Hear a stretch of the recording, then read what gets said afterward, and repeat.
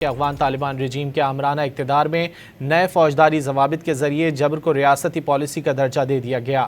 Amnesty international کے مطابق افغانستان میں خواتین، اقلیتیں اور مخالفین شدید خطرات سے دوچار ہیں۔ افغان طالبان کے نام نہاد فوجداری ضابطے نے صنف، مذہب اور سماجی حیثیت کی بنیاد پر امتیاز اور ظلم کو قانونی تحفظ فراہم کر دیا۔ طالبان رجیم کے نئے قوانین مذہبی اقلیتوں اور اختلاف رائے رکھنے والوں کے خلاف امتیازی سزاؤں کو باقاعدہ قانونی جواز دیتے ہیں۔ فوجداری ضابطے میں طالبان قیادت پر تنقید کو بھی جرم قرار دے دیا گیا۔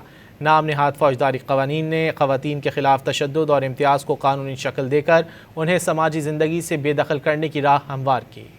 کہ افغان طالبان رجیم کے آمرانہ اقتدار میں نئے فوجداری ضوابط کے ذریعے جبر کو ریاستی پالیسی کا درجہ دے دیا گیا۔ ایمنسٹی انٹرنیشنل کے مطابق افغانستان میں خواتین، اقلیتیں اور مخالفین شدید خطرات سے دوچار ہیں۔ افغان طالبان کے نام نہاد فوجداری ضابطے نے صنف، مذہب اور سماجی حیثیت کی بنیاد پر امتیاز اور ظلم کو قانونی تحفظ فراہم کر دیا۔ طالبان رجیم کے نئے قوانین مذہبی اقلیتوں اور اختلاف رائے رکھنے والوں کے خلاف امتیازی سزاؤں کو باقاعدہ قانونی جواز دیتے ہیں۔ فوجداری ضابطے میں طالبان قیادت پر تنقید کو بھی جرم قرار دے دیا گیا۔